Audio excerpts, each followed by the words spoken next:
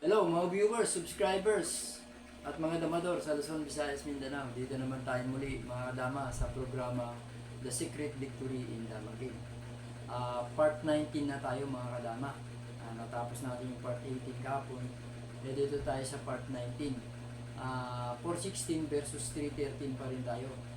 Kaya dito mga kadama, patapos na tayo dito sa 416 na to. Kaya umpisa na natin at ipapakita ko na 416, 313, 215, 83, 62, pinakain nga ng 115. Ito na yung part 19, 214.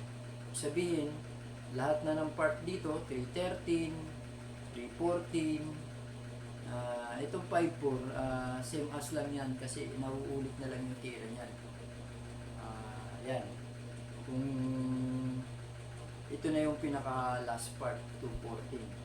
Yan, pag 214 nya, 314 tayo, ganun din, magpa 54 din. 14, 16 tayo. 15, 14, 15. So dito, mga kadama, pwede siyang tumakit at pwede siyang magpakain ng dalawa o kaya mag 10-6, pabayaan niya ng kain. Maliban sa 9-5. Kasi nga yung 9-5, dama na tayo dyan. No? Pagpakain lang natin.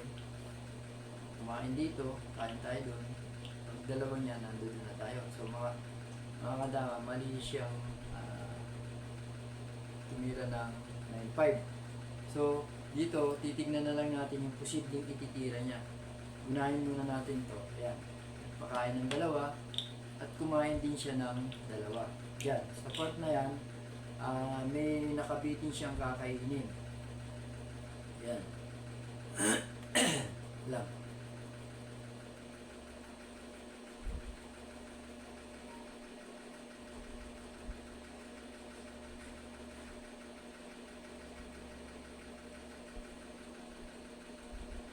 Yan. Dito na tayo sa sabay.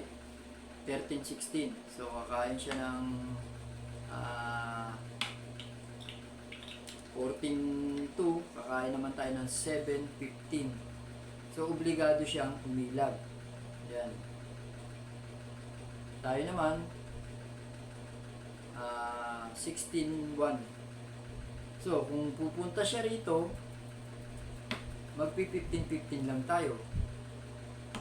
Ngayon, choices niya na kung anong posible niya itira. Ito. Yan. Hindi tayo pwedeng makasayang kasi merong sabay. Yan.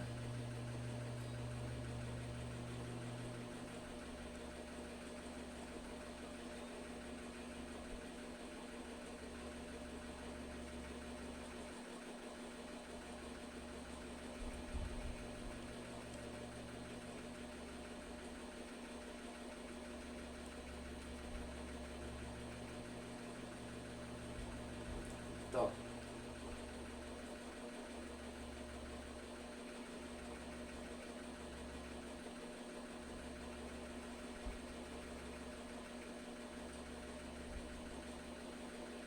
Six to tayo. So, kung bababa siya rito,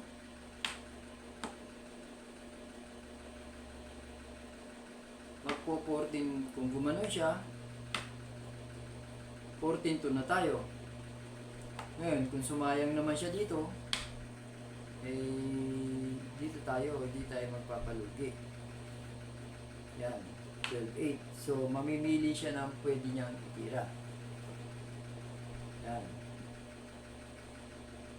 So, ibig sabihin, ito yung ititira niya. Kasi dito tayo pupunta. Yan. Kung dito naman siya pupunta, hindi maaalis yung pagka-real natin. Lamang na tayo. So, mga tuwid, ito lang yung posibleng ititira niya. Yan. Tayo naman,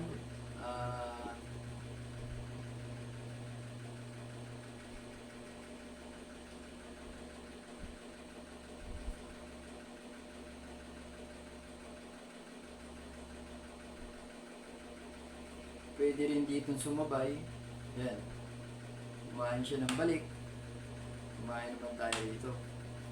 At posibleng subukan niya naman tayo ng 314. Ayan na. 8-3 tayo. 416 o 51, pwede tayo mag 314. O sige, 416 siya, 11.6 tayo. Yan. Pag 51 niya, pwede na tayo mag 62. Kung dito siya, 313 lang tayo. So, mahuhuli ka siya dito. Yan.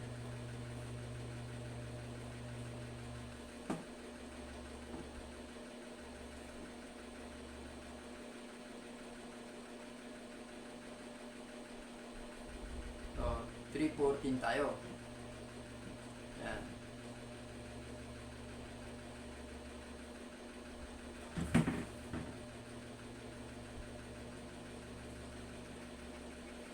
Ano posibleng itira niya dito? 9.5 5.1 tayo.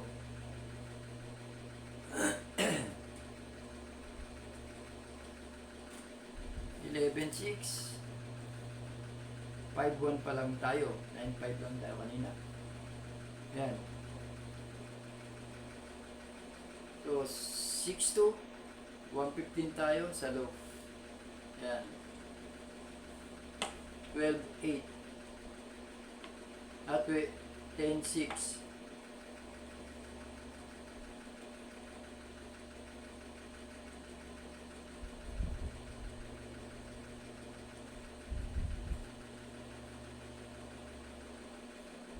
So sumayang siya ng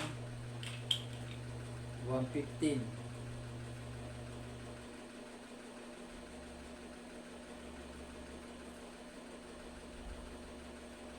Yan, pababayan lang natin at saka tayo naman sasayang ng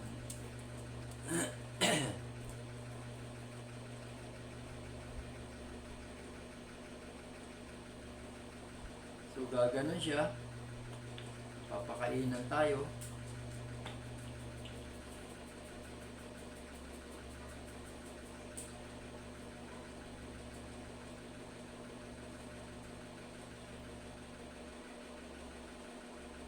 Tabla lang.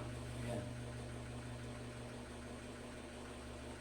So kung dito naman siya at saka sumingit dito,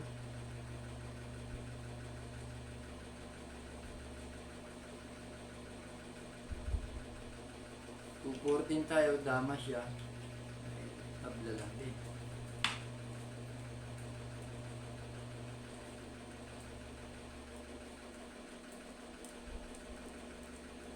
So, gaganon.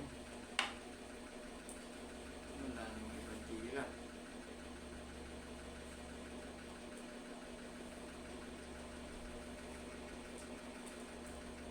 Balik.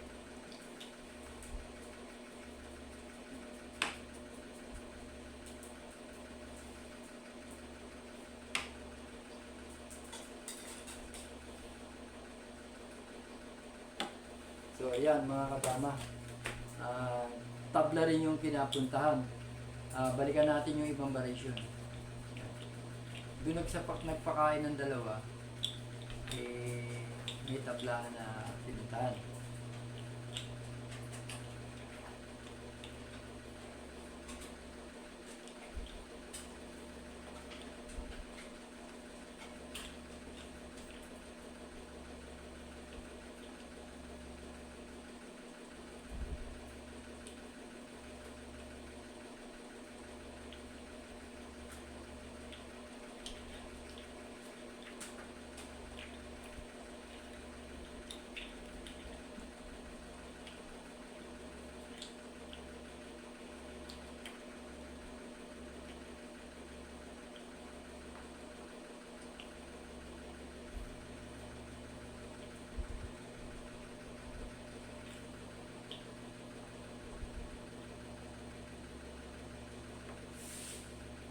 Yan.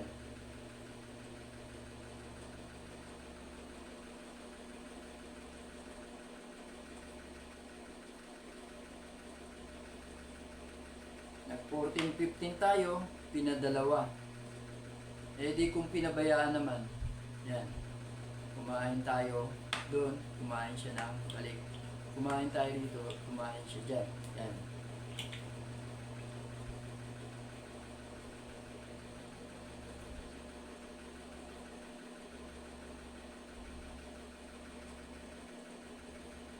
7-3 tayo. 16-13 siya.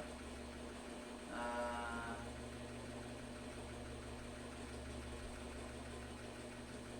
3-14 tayo. 5-1 siya. 9-5 tayo. 5-1 siya. 5-1 rin tayo. So 7-2 siya. Sinubuan na natin ng 14-15. Tsaka tayo mag 11-7. Kain tayo ng 2-16 at 2-14 pagkatapos niya kumain ng 14-2. So dito, posible siyang tumira ng 3-14. Tayo naman ay 10-6. 7-2. Ngayon, siya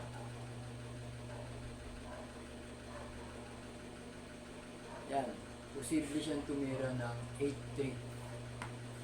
Tayo, sasayang tayo ng 116. Pupumpya ngayon siya ng yan, 16. Kakain tayo ng 16-2. Kakain siya ng balik dito. 250 na itinira natin. Yan.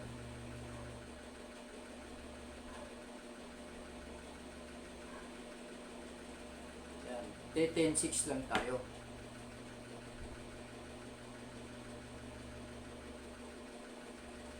Yan. Kung sakaling magnakaw siya ng 214,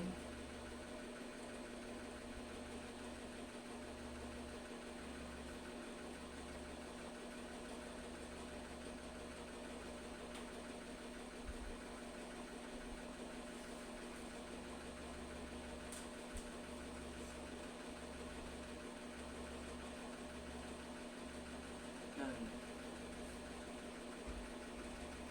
15-15 na tayo. Obligado na siya mag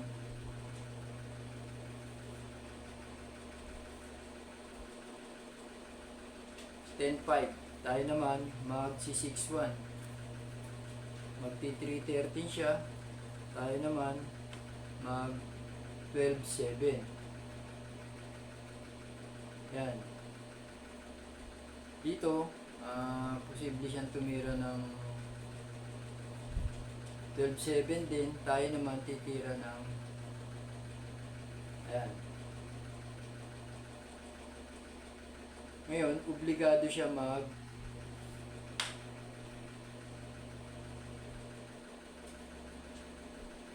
7-3. So tayo titira ng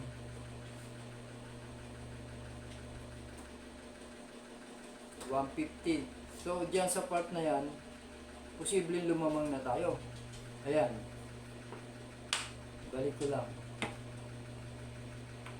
Ano posibleng itira niya dito? 12-8. Ganun pa rin eh.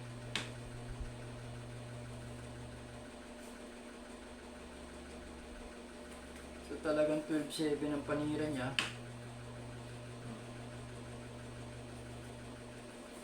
Kung gano'n naman, sumayang siya rito. Kain lang tayo ng balik. So dito siya. Yan. Tayo naman, sasayang, gaganon lang. Kain tayo. Yan. Makatwid, tatlo-tatlo. Dito sa part na to, may kinapuntahan ng tabla yung puti. Yan. 313. Sumayang tayo dun.